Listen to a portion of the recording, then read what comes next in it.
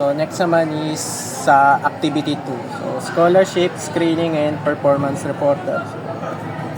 Sa paragraph problem, a school office needs a console program that can screen student for a merit scholarship while also printing a performance report. The encoder must enter the student name, 3 subject grades, number of absence, and whether the student has a disciplinary record, and the program must compute the average grade and interpret it using else if statement. For example, outstanding, very good, good, fair, or failed. Then using logical operators, the program must determine whether the student is scholarship qualified or under review or rejected. A student may qualify only if the average is high enough, the absence are within the limit, and there is no disciplinary issue.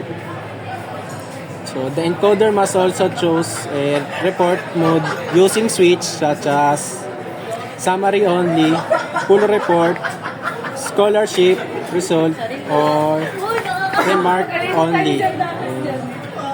Invalid grades and absence must be rejected and asked again using while loop. The whole process must repeat for many students using a do-while loop, and finally use for a loop to print a study bar, stars, or a mini text graph based on the average. The required features are use scanner to accept all data, and use while loops to make sure grades stay within 0 to 100 and absence are not negative. Use else if to describe the computed average. Use logical and or not for scholarship screening condition. Use switch so the user can choose the report mode. And use do while so the user can enter another student after one report is finished. Use a for loop for a visible text pattern based on the final average or remark. And lastly, display the grades, average, interpretation, scholarship decision, and selected report mode. So, then next naman po dito is yung ating program. So, naka-public class po siya ng scholarship program. Then, ano po tayo na scanner.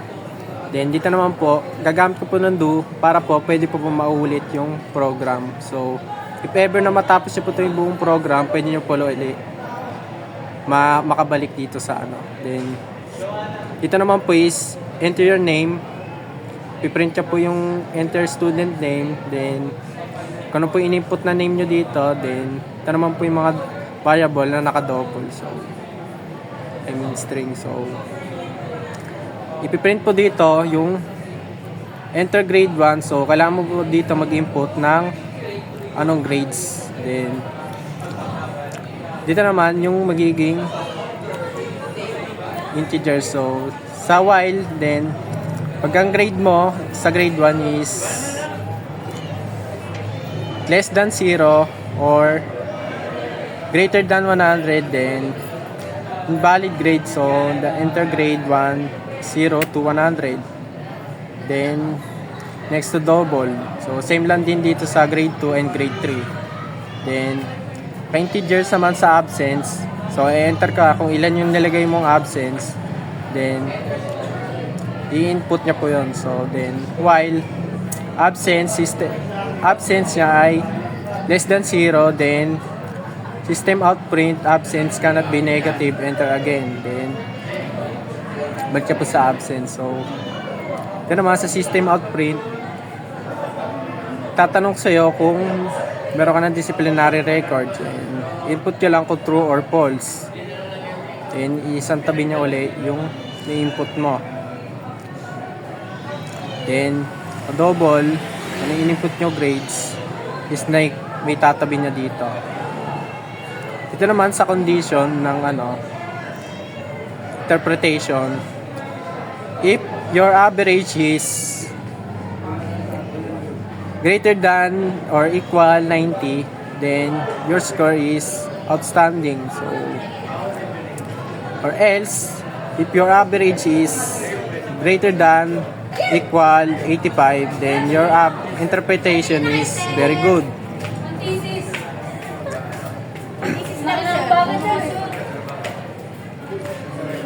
And then, else if your average is greater than or equal 80, then your interpretation is good. So, else if na naman, if your average is greater than or equal 75, then your interpretation is fair.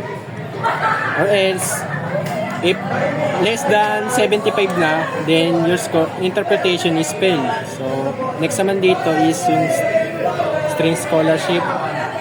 Then, with condition na if your average is greater than or equal 90, and your absence, so less than equal 5 and not disciplinary, then ipiprint niya dito scholarship.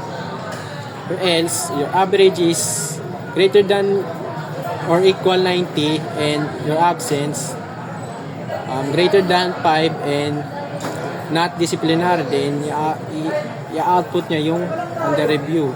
So, same lang din sa iba. Then, dito naman i-output niya yung rejected. Or else, under review pa rin. And dito naman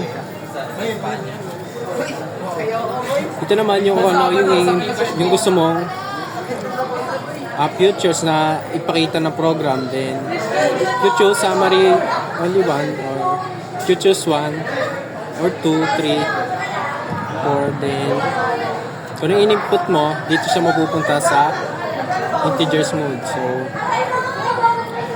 dito siya dediretso sa switch. If you choose 1 or the summary only, ipiprint niya lang yung student ng name ng student, then tsaka yung average score mo.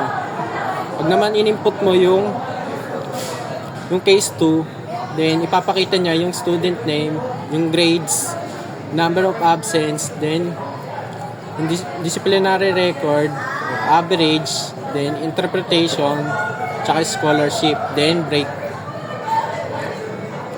Pag naman pinili mo yung 3 or scholarship result, ipiprint siya lang yung scholarship decision. So, then break. Pag naman 4 ang pinili mo, then system out print, iprint niya yung remarks or yung interpretation, then magbe-break. Pag naman wala sa nabanggit yung pinili mo, then naka-default siya, system out print line invalid report mo. So, yan dito naman yung loop ng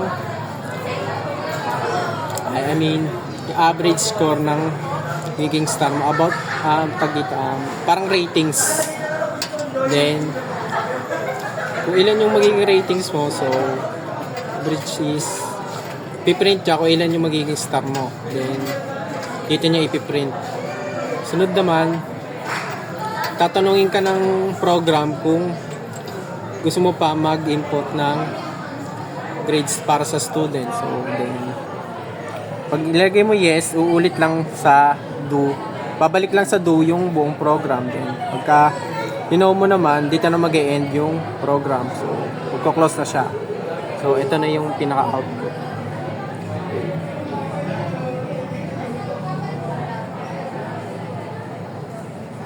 So, pag in-input mo yung names, so, Dax, so, grade ko ay 90. Then, dito naman is 89. Naman is 78. Number of absence, sabihin natin 2.